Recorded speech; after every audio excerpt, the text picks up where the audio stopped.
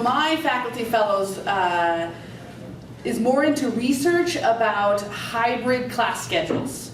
So because of my student body, I end up having very funky class schedules, and we are looking at possibly having a bachelor's degree, which means I will need other assistance from other departments for those funky schedules, and to kind of look at if that hybrid type learning, hybrid type teaching with those schedules actually impacts student success.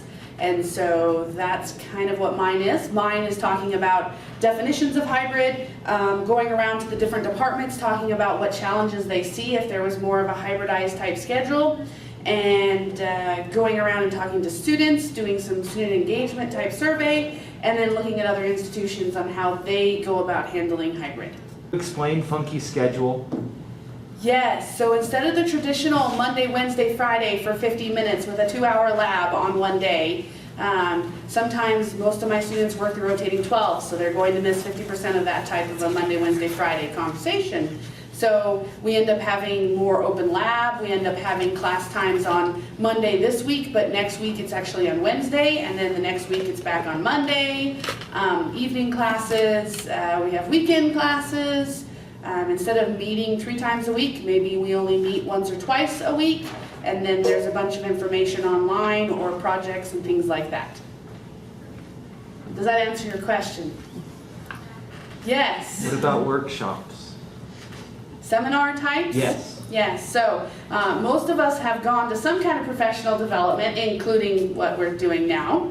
And so some of my classes are actually 2 or 3 full days, and then they go away for a couple of weeks. They work on projects typically at their workplace, and then they come back, and we have another 2 days of learning, and then they go away. Very similar to what as we kind of do as adult learners type of seminar type of classes, where you go and you spend a day learning about this or that, and then hopefully you go home and actually put that stuff into practice.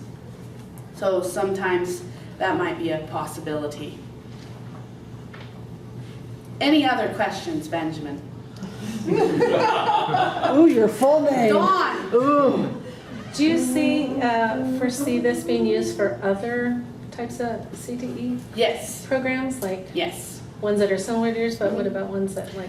Yeah, so currently I'm trying to go through some of like the literature and some of the research studies that have already been conducted elsewhere that people have published. And then part of that is to go around the different departments and see if they feel that something like that would be applicable to their students.